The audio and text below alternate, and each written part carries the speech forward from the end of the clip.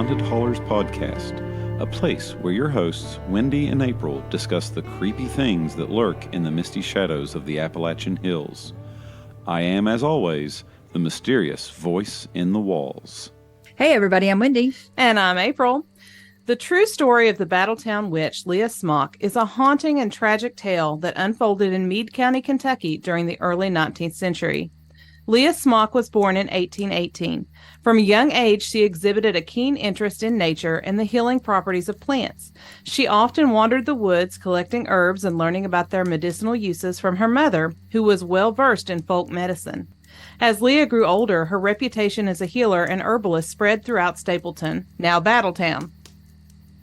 She was known, however, for not suffering fools. However, her unconventional ways and deep knowledge of natural remedies also made her the subject of suspicion and fear among some of the more superstitious townfolks. In 1840, Meade County was gripped by a series of unfortunate events. Crop failures, outbreaks of disease, and other misfortunes plagued the community. This was all too common for frontier Kentucky. As desperation set in, rumors began to circulate that Leah Smock was to blame for the hardships.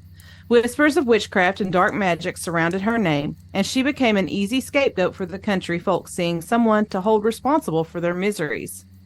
The situation escalated when a prominent local family fell victim to a mysterious illness that claimed the life of an infant.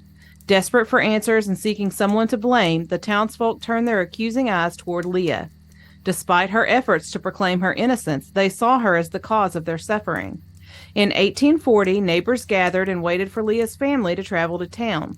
Leah was left alone on that hot August day. They dragged her from her home, accusing her of being a witch and cursing the town. Despite her pleas of innocence, the mob was fueled by fear and hysteria, and they showed no mercy. Leah was tied up and locked in the family smokehouse. Then it was set ablaze, her cries of pain and protest silenced by the roar of the fire. The mob watched in horror as the reality of their actions set in, but nothing would erase the guilt that would forever stain their souls. Little did they know that their guilt wasn't the only thing that wouldn't rest. Leah's ghost was first seen the same night as her death. It has been seen in and around the land her family owns since, still watching over it 183 years later. As time passed, the memory of Leah Smock, the accused witch, faded into legend and folklore. Her story was passed down through generations, with each retelling adding new layers of mystery and intrigue. Many claim to have seen her ghostly figure wandering through the woods in and around Battletown, forever bound to the land she loved.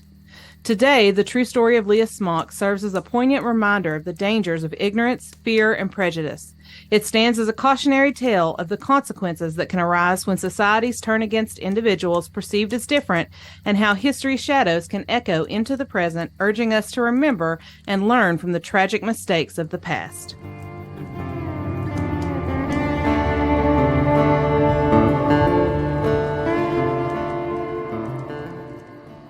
And now it's time for the breakdown. We have a very special guest with us this week, listeners. We have Annie Hamilton Eman from Meade County Chamber of Commerce. Welcome, Yes. Annie. Wonderful to have you. Well, thank you guys so much for having me. I really appreciate the opportunity. So this story, wow. This reminds me of something from Salem. Very much so, yes. But we're a couple hundred years later, or at least, 100 years later from Salem. So, wow. What's going on here? Here you have an... Oh, go ahead. You go ahead. You give us your insight. We like that this story is very, very traceable, and it's verified. One of her descendants actually still works in our history museum here in Meade County. Wow. Oh, wow. So we like that there's a lot of truth told to it. And it's also such an unknown story.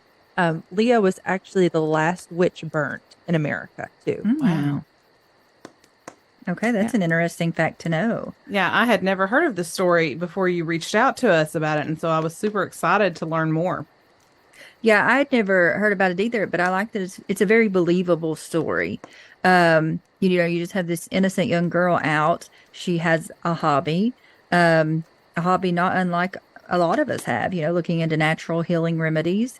And because of that hobby, a lot of townspeople started to, turn against her and see her as something evil, especially when strange things started happening. And these are things that probably would have happened anyway back in the 1800s. Right. A family falling ill or losing an infant, that probably would have happened anyway. So for them to turn against her and think that it's her fault, thinking that she's in some kind of dark magic or something, this is all very believable and it's just an interesting story. Well, I think it's interesting too. We always hear stories about people who are looking for somebody to blame, but I always think it's interesting that it's usually the healer, the one who's doing good to the town. And then all of a sudden they want to, okay, bad things are happening. This person has knowledge that we don't think, most normal people would have. So it has to be them. And I think that's a really interesting turn of like the way that the public regarded her. Absolutely. Yeah, and she also had so many things that would be celebrated nowadays. She was so smart. Like about 12 years old, her teacher in school said, "I can't teach you anymore." Wow. And then she just didn't suffer fools. She did not want to deal with people that wasn't worth dealing with. One of the best facts I learned about her is if someone annoyed her, she would bark at them. Okay. Love it. I love it. I can totally relate to her feelings about people. One of her best friends was a Native American. She learned a ton of her stuff from the local Cherokee. And I think that was another mark of contention. But the majority of it came from she just loved being in the woods and she loved being surrounded by it. So when she left school and she really didn't have any friends anymore, she would just go into the woods and just stay there. So I think that's what people didn't get about it as the happiness and isolation and just being in the woods and learning more than a lot of people did. Mm-hmm. Yeah, I think there's, based on previous stories, there's so many sinister thoughts with the woods and, people seen as hanging out in the woods. That's not really necessarily a good thing. So they probably judged her for that as well. Well, and I'm sure during the time period, the fact that her best friend was Native American and that she was learning a lot of things there, I'm sure that was looked down on, from the townspeople. Right. People are always scared of things that they don't understand. Mm-hmm. Exactly. And there was so many things to the story that is like true crime and things like that. So also her father bought that land, I think in 1820 something, and some flim-flam man sold the same land to two different people. So they had another person show up with the same land deed to a place they lived on also. So there was like some conspiratorial things going on.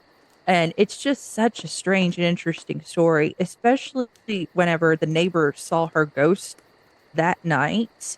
They took her and buried her, but then covered her entire grave with white sandstones to try to hold her body down. Oh, wow. So if you look at like our German folklore and things like that, they did so many things that are just old world practices that they found in folklore, but didn't want to keep the person around that lived in those same practices. Mm-hmm. That's so interesting. Yeah. And I don't know, there's scoffing at someone and then burning them alive. I don't know how you get to that point. How do you as a townsperson say this is okay? This is okay to do to a young girl? I think it really speaks to the idea that, people get caught up in mass hysteria. Right. And it's like, just like in the story, when they realized what they had done, it was like, oh, wow, what have we done? And I think that is definitely a phenomenon that we see throughout history in so many different times. Yeah. Yeah. And whenever people look at witchcraft in America, they always think that like they burned the witches, but they didn't do that. That was Europeans, especially like Germans and French. And if you look at Kentucky, up in the northern part, it was all German and French people, fur trappers and stuff like that. So it was a lot of old world superstition and being highly isolated that contributed to a lot of that stuff. Okay. Yeah, that makes perfect sense because in Salem, it was all hangings. Mm-hmm. So yeah, that does make perfect sense. But yeah, that's just locking her in there was one thing, but burning, that's It's horrific. It is horrific. that's a whole other level. It's like, how did we get here from here? I don't know how how someone didn't say, this is probably not a good idea. We shouldn't do this. Yeah. Yeah, that's awful. Well, or even if one or two people did speak up, if the whole entire town is like doing something like this, it's kind of like, probably, what can you do? Probably afraid to speak up. Yeah. I do love though, and I can see this totally happening. If someone is wronged like that, their spirit coming back and, staying there in that area. And I think it's a valuable lesson for us to learn, just because someone's different. And, her being someone who would bark at people or her having a habit of, looking for natural remedies or befriending someone who was different than her. I think those are things that should be celebrated, not condemned. And I think that the moral of this story is a beautiful moral. And I think more people need to hear about it. Yeah. And it's something that we need to know. We don't condemn people like this. We should celebrate them. Right. Well, and I think it's interesting too. We hear so many stories. Everybody's got a story about, your Appalachian granny witch, somebody up in the holler who knows how to do this or do that. And she seems like she fits really well in with that grouping of people. But it's so interesting that in so many of those stories, your grannies or your holler, healers are celebrated, where it went so wrong in this situation. Absolutely. Whenever we look at Leah, especially that's kind of the basis of our festival that we have, is we look at it in terms of positivity and trying to learn from our past. We kind of walked into the festival of, we want to be the friends that Leah never had. We want to celebrate and be those people, the people that are the like-minded people that understand a little bit better. Because I always use this phrase, we're exactly as smart as we used to be as humans, but we just have more access to knowledge. Oh, yeah. Absolutely. Well, I'm glad that you mentioned the festival. So Yes. tell us a little bit about the festival and what it is. Well, we're super excited. We're in our second year this year. Everybody blew us away last year. In our first year, we expected like 400 people. We had 2,000 last year. Oh, wow. That's wonderful. Yeah. So we're having it on the 28th of October. It's always the last Saturday in October. It's in Meade County in northern Kentucky. And what we do is we bring in educational speakers. We have people that come and do a German witch dance. We have the author, Kay Hamilton, speak, because she is the one that is responsible for actually keeping the story alive from when it was just folktale and kind of first bringing it to the public consciousness. I open and close the show because I'll tell the first part of Leah's story. We bring everybody in, and then I end the show. And then we have very specific bespoke booths, which means that basically just every single one of our booths is a handcraft artisan that does this type of thing. And then we have beer and we have food trucks and we have a huge kids area. So that way people can come and stay the entire day. Sounds very family friendly. A little bit of something for everybody. Yes, that sounds wonderful. Where do you want to go? Are we going on a road trip next year? I think we should. We have an extensive list of all these places we want to go. We just keep making the list longer. Yeah. Yes. Just FYI, if you look, the Kentucky After Dark Passport Program has all these different places in it. This is free from Kentucky Tourism now. So. Oh, wow. Oh, cool. Yeah. And each place you can stop and get a stamp in your passport. It's got like Hopkinsville, Octagon Hall, the Dogmen of Cited, Waverly. So this is we're part of this program too. Very cool. Oh, that's program. cool. That's really cool. So the festival starts at 11 and goes to 6 because we know the Saturday before Halloween, people usually have a lot of stuff going on in that evening. So we want to keep that evening open for people. But starting this year, we have an entire week of stuff we do that week. Tuesday and Wednesday, we have downtown ghost walks. Thursday, we do a really cool thing called Spirits and Spirits, where we have whiskey tastings with clairvoyance. Friday, we're actually in Battletown at an event in Battletown, raising money for Battletown Community Park. And then Saturday, we're in Brandenburg for the Battletown Witch Festival. I know it's confusing, but we can't fit the festival in Battletown anymore. So it is in Brandenburg now. Okay. That's neat. Well, that's good for growth. Yeah, That's awesome that it's absolutely. growing. So, because this is only the second year, you said, right? Yes. And we had somebody stop in today that was one of our new vendors. She does homemade brooms. And she said that she's seen it, people talking about it in Michigan. And some of our vendors are coming from 4 hours away, states away. So we're really excited about the kind of people that we're bringing to our community and how everybody's just super positive and helping each other. I think that's wonderful. Yes, I think that it's is a great wonderful. message that definitely needs to get out there more. So her death is not in vain. She's causing some great community things to happen and really a celebration of her life. Yeah, that's what we think. And I do think that if she kind of was seeing what was going on and things like that, it would probably help elevate her. But at the same time, the kind of person she was, maybe she's just having a good time, Oh, yeah. running around scaring people. Yeah. I mean, if I were in her situation, that's definitely what I would be doing. I'd be like, hey, you thought you got rid of me, but now I'm here to stay. Absolutely. Yeah. So we're just excited that we can have space for people to come to and an event that tells a little bit of history in a positive way that is good for the whole family. We had kids in strollers to grandmas in wheelchairs last year. Oh, wow. Wonderful. And is there a cost for the event? Is something we should let our listeners know about if they want to plan to make the trek out? It is absolutely free. We only charge our vendors to set up. Oh, that's wow. great. That is wonderful. Wow. Awesome. Well, Yeah. I highly suggest listeners, if you are able to, you should definitely go down there and check this festival out. Yeah. Because that sounds like a really fun time. Sounds like there's something there for everyone.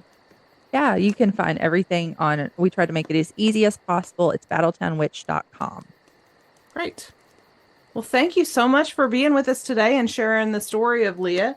We're glad to help get that out there to the world and hopefully let people learn a little bit more about her and a lesson about her life and death. Yeah, and I'm just glad that there's so many nice, peaceful, like-minded people that are seeing the story for what it is. And I'm just glad that you all could be one of them. Thank you. Thank you.